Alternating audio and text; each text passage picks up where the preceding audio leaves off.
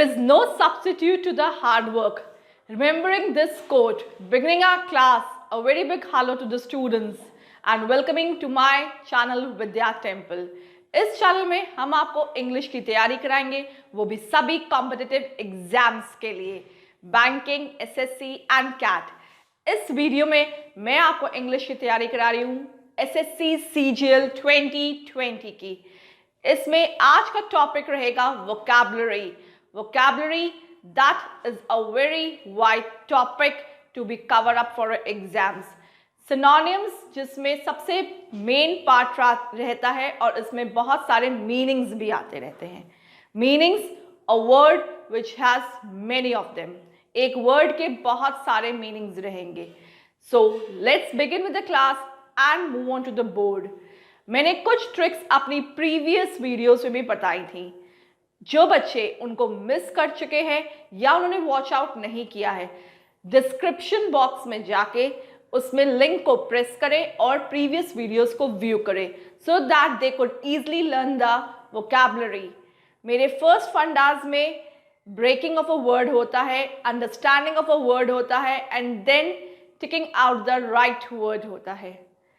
And please more over that press the notification bell icon and subscribe to my channel to maintain your regularity and attaining the good exam score that is 180 plus, because your goals will be achieved by our hard work. Okay, let's move on to the board and begin with the class. Vocabulary में the first word which we are going to take today is disparity. हमारा first word क्या रहेगा आज की class का? Disparity. Listen to the word with pronunciation. डिसपैरिटी,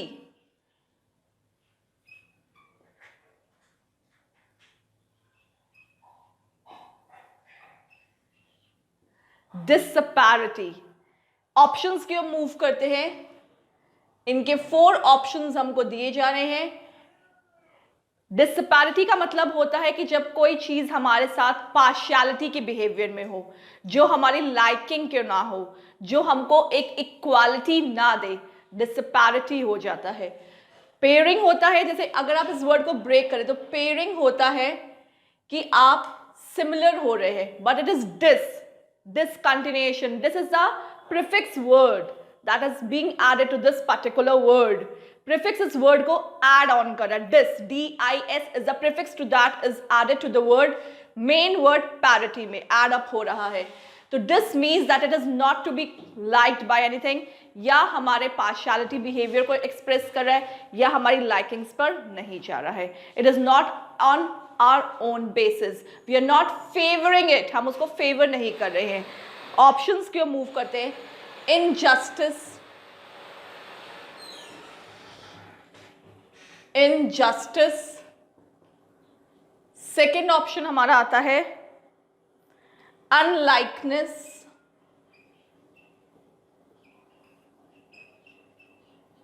and the third option is partiality,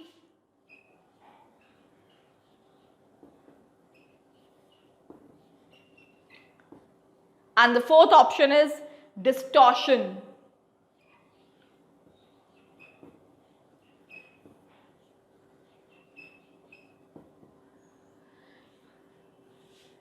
in 4 options में से the right option is the B1 unlikeness. मैंने बताया ना, ये हमारी लाइकिंग को नहीं अग्री कर रहा है, डिसफेवरेबल है, हमारे लिए अनफेवरेबल है, तो अनलाइकलेस है। The food is unliked by me, the behaviour is despair by to me from my parents. Disparity ये हो जाती है, डिफरेंसेस हो जाते हैं। Unlikeness, that is not suitable for you, तो यहां पर सुटेबिलिटी नहीं होती है, तो हमारा राइट ऑप्शन क्या रहेगा? अनलाइकनेस।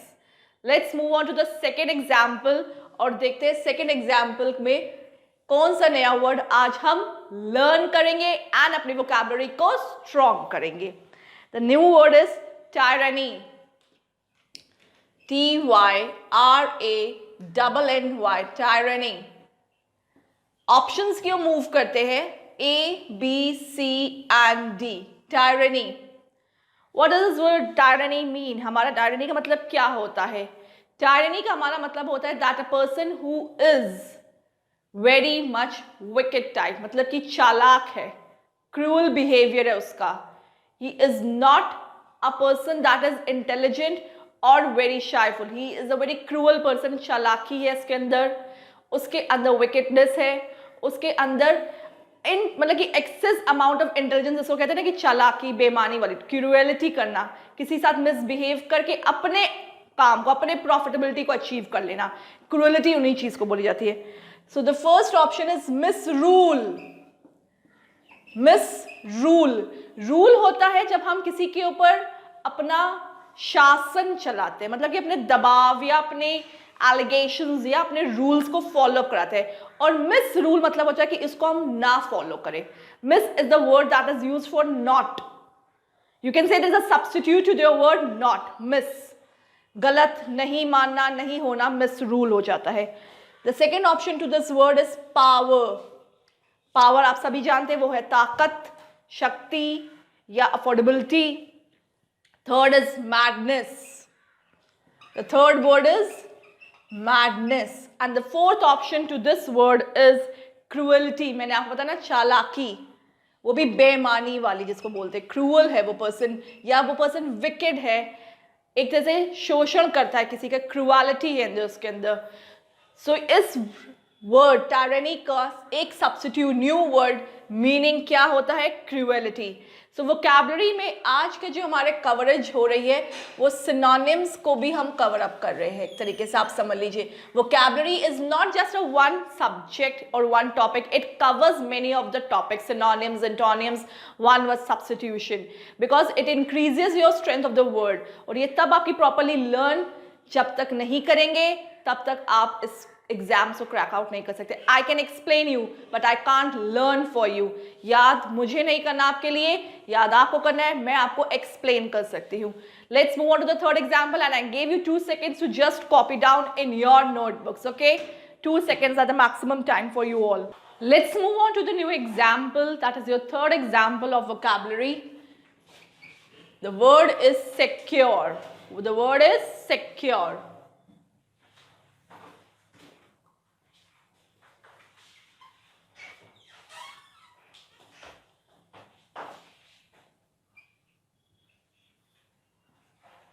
सिक्योर का मतलब होता है हम किसी चीज़ को प्रोटेक्ट कर रहे हैं, किसी चीज़ को सेफली रिजर्व्ड कर रहे हैं. सिक्योरिटी, ये वर्ड हम अक्सर उन चीज़ों में यूज अप करते हैं जहाँ पर हमको अपनी प्रोटेक्शन की बात होती है. That security guards are to be kept in the apartments, या security guards are to be get prepare for the officers के लिए हमें प्रिपेयर करने पड़ते हैं. Security means the protection, to get protect of, हमें किसी चीज़ की प्रोटेक्शन की ज़रूरत होती है. तो सेफ जोन में हमें रहने के लिए हमें सिक्योरिटी चाहिए होती है. इसके फर्स्ट 4 ऑप्शंस जो हैं उनकी और हम लोग मूव करते हैं एंड द राइट ऑप्शन को हम लोग खुद टेक आउट करते हैं. The first option is given is secret. The second option is given is comfortable.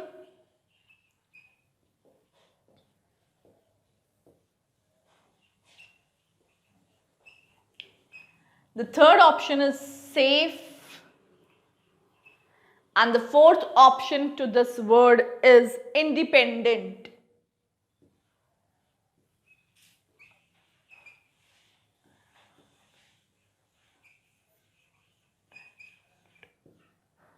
Secure का मतलब क्या होता है? किसी चीज को प्रोटेक्ट करना, सेफ रखना, to hide it from the others, to keep it within yourself, to keep your as a priority में रखना. सीक्रेट तो हम रख रहे हैं बट सेफ नहीं रख पा रहे हैं. That is it should be within me and that object बीजे. तो secret is not the right word. Second option है कंफर्टेबल, मतलब कि आराम होना, वो भी नहीं इसका ऑप्शन जा रहा सही में. Third option is safe, that is the right word substitute for the word secure. किसी चीज़ को हमें सिक्योर रखना अपने पास. And the fourth is independent, मतलब कि आज़ादी, वो तो बिल्कुल ही मिसमैच खा रहा है द वर्ड सिक्योर के साथ.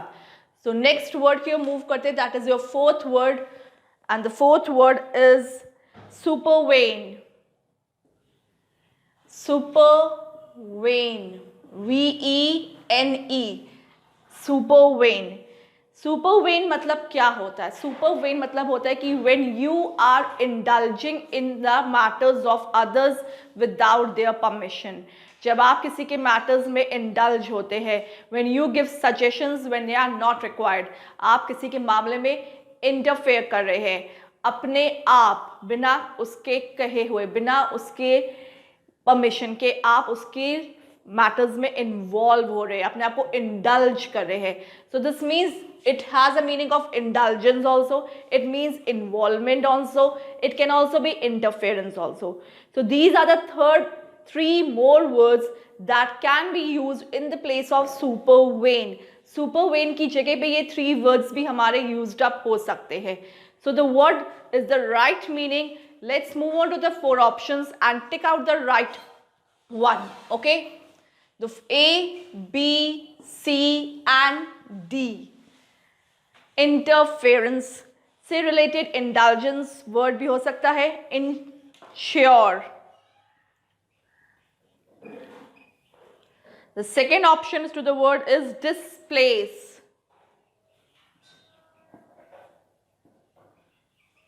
The third option is interfere. And the fourth option is internal. I hope मेरे समझाने के बाद आपको राइट ऑप्शन का अल्फाबेट पता चल गया होगा. That is a C1, interfere. ENTERFERE, ये इसका राइट ऑप्शन है इंटरफेयर का. द इंटरफेयर मतलब supervene. That is you can use now and increase your English standard by not saying interfere. You will say supervein. The matters in which supervein. Between the war of India and Pakistan, the China's role was a supervein. China ने उसमें interfere किया, supervein role play किया. So supervein will increase your English standards. I give you 2 seconds to copy down these 2 more examples.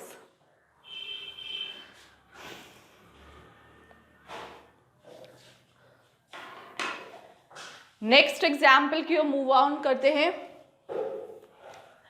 And if you wish to learn more and more examples to crack out your exams, go and log on to our website www.vidyatemple.com.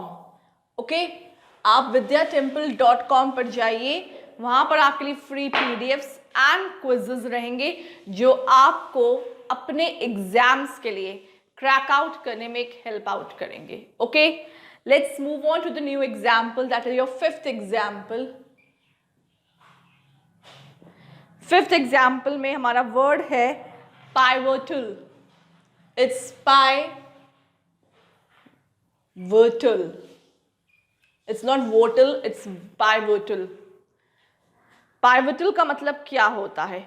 Pivotal is that condition that is not being able to sort out.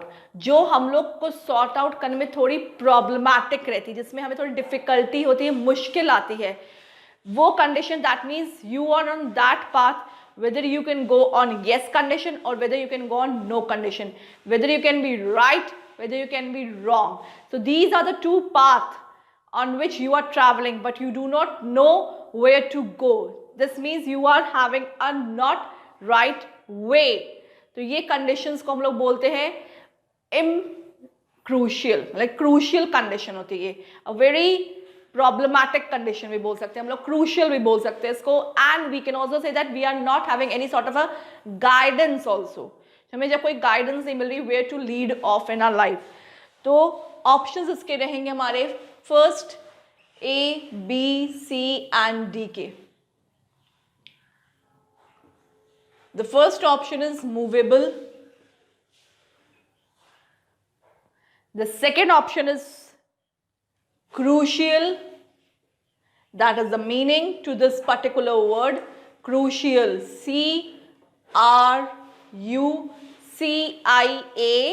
CRUCIAL. And the third word is mechanical. Third option क्या है इसका? Mechanical. And the fourth option is distribute. This does not matches with the word pivotal. So the right option to the word pivotal is crucial. Crucial in a sense that is very important. Crucial पे आपको जाना है. That is very important, but you have no answer to your question.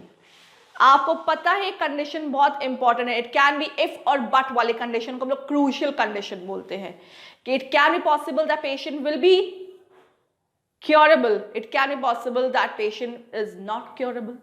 दोनों condition है. Patient operation theatre में गया है, क्या पता वो जिंदा लौट कर आए, क्या पता वो ना भी लौट कर आए. तो क्रूशियल कंडीशन होती है. उन स्टेजेस को स्टेज होती है वो एक crucial. Let's move on to the new example. The second example of yours is sanguine. Sanguine. Options की ओर मूव करते हैं.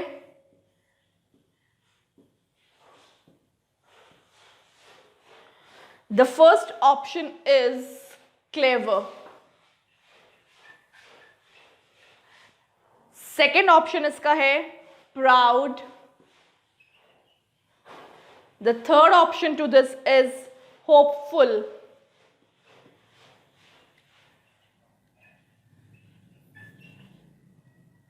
And the fourth option is modest. Meaning की ओर बढ़ने से पहले I would like to explain the example. Sanguine का मतलब क्या होता है? Sanguine का मतलब होता है कि when you are in the condition that you will be able to achieve it, जिसको हम लोग बोलते हैं आशावादी दृष्टिकोण, कि हमारे अंदर एक उम्मीद है. We have a will तो हमारी हो गई एक संकल्प, उम्मीद है, दैट इज हम लोग जीत जाएंगे. एक होप होती है, a ray of a hope, and way, एक वे होता है कि हमें लीड कर जाएंगे. That is you will be able to lead out, you will be able to cover up your obstacles. आप अपने ऑब्स्टिकल्स से अबव आ जाएंगे. So you are hoping it, आप अपनी होप बना रहे. So you are a hopeful person. A sanguine, उस वर्ड को हम लोग क्या बोलते हैं? उस वर्ड का मीनिंग कहते हैं hopefully. That is you have a positive attitude. Hope किसके लिए होती है? नेगेटिव के लिए होप नहीं हो पाती है. Negative does not give you hope, it make you hopeless. Just opposite करता है. So positive attitude, a positive thinking, a sanguine way of behavior, hopeful. A sanguine is a motivational. Hope हमारे को motivate करता है. तो these are the synonyms. I am telling you, motivational भी हो सकता है, hopeful भी हो सकता है, a positive attitude भी हो सकता है, a way to lead to your success भी हो सकता है. तो ये चारों अगर ये हैं हमारे पास, तो these are most probably similar to the word sanguine. Okay? ये sanguine से मिलते जुलते रहेंगे. So the right option is hopeful. Okay? आप लोग इन सबको नोट कर लीजिए क्योंकि ये आपके लिए बहुत यूजफुल रहेंगे. नेक्स्ट एग्जाम्पल की ओर मूव करेंगे.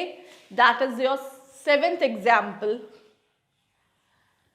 हर एक वर्ड अपने आप में एक अलग मीनिंग देता है और उस मीनिंग में 4-5 मीनिंग्स एड ऑन भी करता है.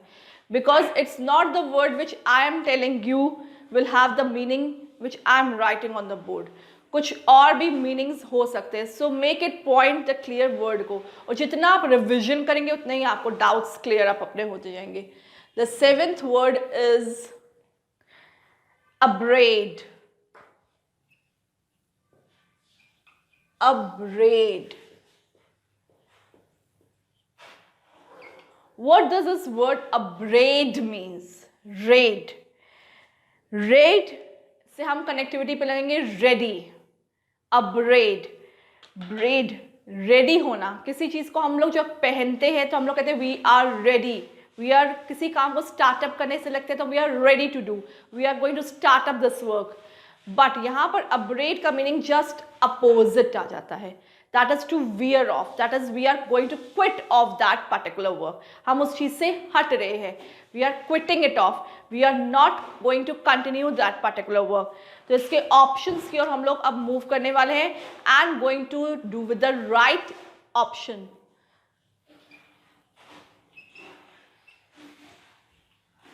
सो ए बी सी डी, इसके 4 ऑप्शंस में हमारे लिए क्या राइट वर्ड छुपा हुआ है? चलिए खोलते हैं अपना पिटारा और निकालते हैं सही शब्द। तो अपब्रेड का मीनिंग क्या होएगा? स्कोल्ड होएगा। स्कोल्ड का मतलब तो होता है डांटना, वो तो बिल्कुल नहीं होगा। सेकेंड इज अटैच, क्या अटैच होएगा? क्या कोई चीज हमसे जुड़ी रहेगी, अटैचेबल होएगी? द थर्ड इज ट्विस्ट, क्या वो राइट वर्ड ट्विस्ट होएगा हमारा? Not at all. The fourth word is what? Fourth हमारा क्या वर्ड रहेगा? फोर्थ हमारा रहेगा वियर ऑफ, मतलब कि हमें इस चीज के लिए रेडी अप नहीं होना है। We are not going to continue that particular thing और वर्क और सिचुएशन।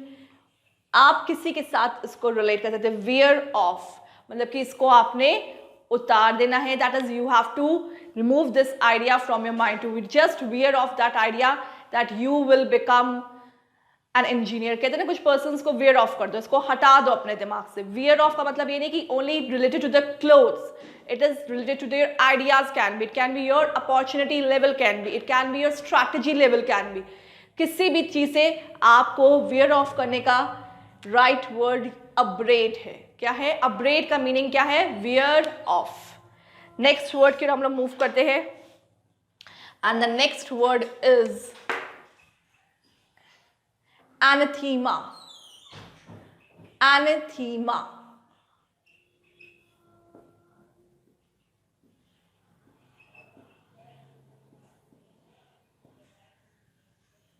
द वर्ड जैसे रीड करेंगे एनाथीमा, उसके मीनिंग को समझते हैं। इसके मीनिंग का होता है that you are giving somebody a negative talk और अ नेगेटिव इवैल्यूएशन। आप किसी को नकारात्मक तरीके से बात कर रहे हैं, किसी को गलत वे में आप अपनी बात का रिजल्ट दे रहे हैं। That means you have listened to a particular person but you are not making up with that particular decision। आपने उस particular person को सुना but आप उसके साथ नहीं जाने को तैयार हैं, तो आप उसके अपोजिट ओपोनेंट में खड़े हो रहे हैं and you are giving a negative remark to that person. आप उसको नेगेटिव रिमार्क दे रहे हैं, तो उस नेगेटिव रिमार्क को हम लोग क्या बोलते हैं? उस नेगेटिव रिमार्क को हम लोग बोलते हैं कि हम उसको कर्स करें, अभिशाप दे रहे हैं या श्राप दे रहे हैं। दैट इज किंग को श्राप मिल गया था, या आपने पुराने अपने एपिक्स में दैट इज महाभारत रामायण में बहुत सुना होगा अबाउट दिस कर्स, श्राप दे देना या किसी को गलत बात बोल देना, किसी को हाय लगना, ये चीजें कर्स करती। That is you are demoralizing that person. आप उसको डीमोरलाइज करते हैं। You are giving a pain through your words. आप अपने वर्ड्स के थ्रू उसको पेनफुल दे रहे हैं। You are giving a curse अपने वर्ड्स के through that you will be able to do this work without this, कि तुम ये काम कभी नहीं कर पाओगे, तुम्हें मेरा श्राप है। तो ये आप अपनी वर्ड्स को एक एपिक लैंग्वेज में दे रहे हैं, मतलब कि यू विल लीड। फ्यूचर के सेंस में कर्स करना या प्रेजेंट के सेंस में कर्स करना भी होता है अभिशाप करना। तो let's move on to the options of the word. Religious chant,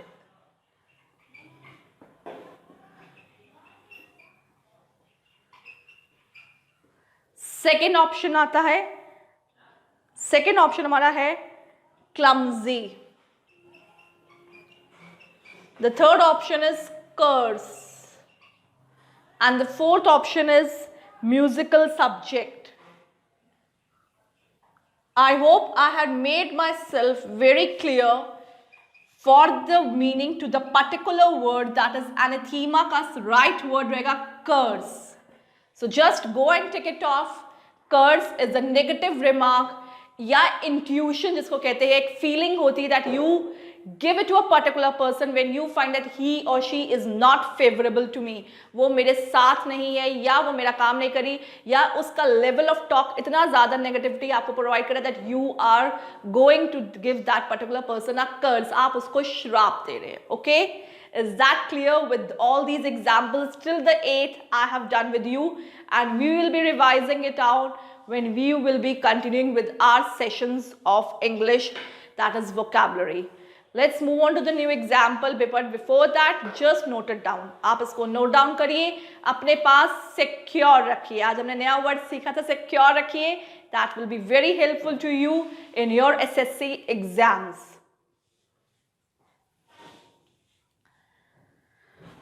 So the 9th word, that is the new word to this session of our English vocabs, will be what? Any guesses? या हम किसी समझें कि आप इससे कुछ भी मिलता जुलता रहेगा या इन सबसे अलग रहेगा? बिकॉज वोकैबुलरी जितनी पढ़ेंगे उतनी कम लगेगी, पर जितनी याद करेंगे और यूज करेंगे उतनी ज्यादा लगेगी. So make it, try to make it a use of it. New word की हम लोग मूव करते हैं, spite. The 9th word is spite.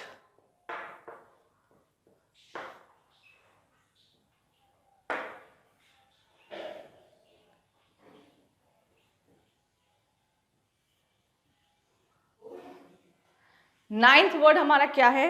Spite. Spite का मतलब हमारा क्या होता है? Spite is the word that you are desiring.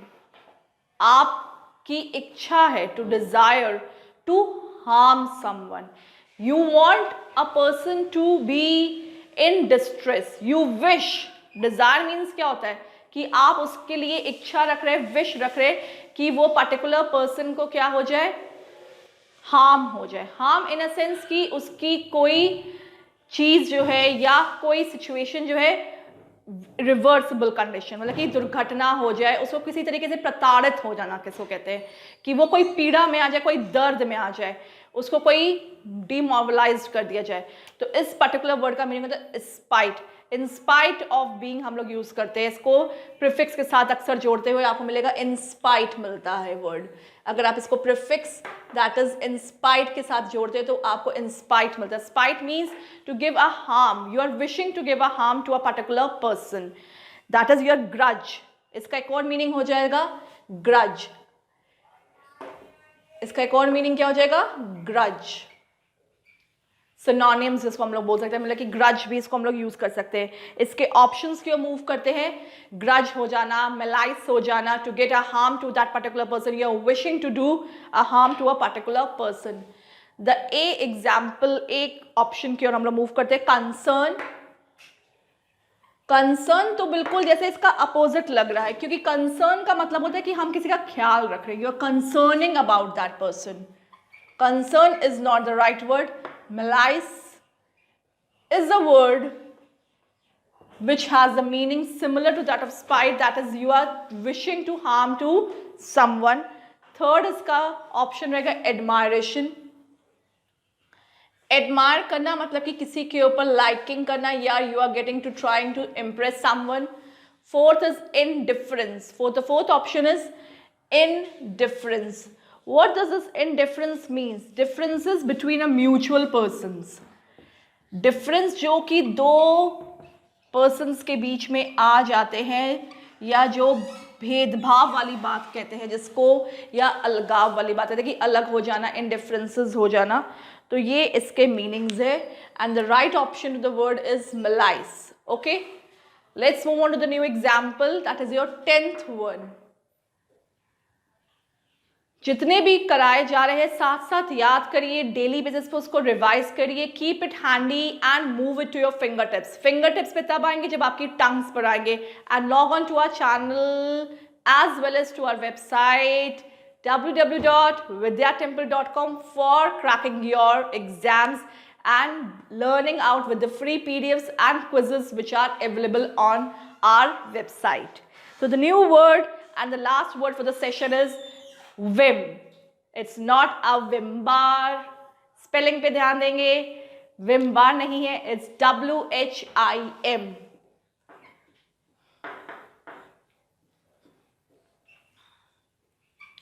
A, B, C, D. Vim, इसका राइट मीनिंग क्या होता है एंड इसका राइट ऑप्शंस क्या रहेगा हमारे फोर्थ ऑफ द ऑप्शंस में से? Vim is the word which is used for a substitute for fancy. Fancy means the thing which is not a basic but above from the basic, जो essentiality पे नहीं आती, हमारी accessories level पे चली जाती है. मतलब कि जो चीज़ आकर्षित तो करती है पर वो हमारी नीड नहीं है. फैंसी मतलब कि क्या हो गया, कोई आकर्षण वाली चीज़ होगी या उसके अंदर कोई चीज़ ऐसी पुटअप कर देगी जिससे उसका इन्फैचुएशन ही बढ़ा दी, मतलब कि उसको आकर्षित कर दिया, लाइट्स लगा दिया आपको. अगर आप कोई भी मार्केट में परचेज करने जाते हैं क्लोथ्स, तो आप क्या कहते हैं, please give me something very fancy, because you know that you are not going to wear on the daily basis. आप डेली बेसिस पे चीज़ें फैंसी नहीं पहनते because they are having some sort of brightness, shininess, they are something different from the basic things. Daily basis पे चीज़ें लेना और fancy मतलब कि that is thing which is going to be eye attractive, eye catching होगी. तो fancy चीज़ें वो थी जिसमें तरंग भरंग मतलब कि रंग बिरंगी चीज़ें जिसको हम बोलते हैं, वो आपकी फैंसी में आती है. Let's move on to the right option for the word. इसका फर्स्ट ऑप्शन दिया हुआ है डिज़ायर, जो कि एक इच्छा होती है, एक विश होती है, उसको हम लोग इंग्लिश में डिज़ायर भी बोलते हैं. सेकेंड ऑप्शन हमारा आता है डिज़ायर के बाद स्ट्रेंज बिहेवियर.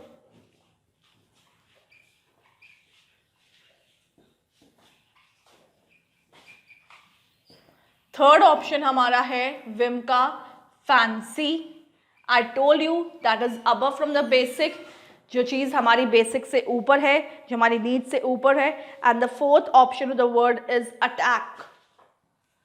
अटैक तो वो होता है जब हम किसी के ऊपर अटैक करते हैं, या हम कह दें कि जिसके ऊपर हम लोग बिना कहे उसको डीमोबिलाइज कर देते हैं, कि उसको बिना बताए हमने उसके ऊपर आक्रमण कर दिया. So the right option to the word whim is fancy. So before I end up my class, a very big thank you to everyone who watched my session of English, and please do watch till end and subscribe to my channel, give a like button and press onto the notification bell to do your best in your exams and maintain your regularity with my channel. Okay, thank you very much.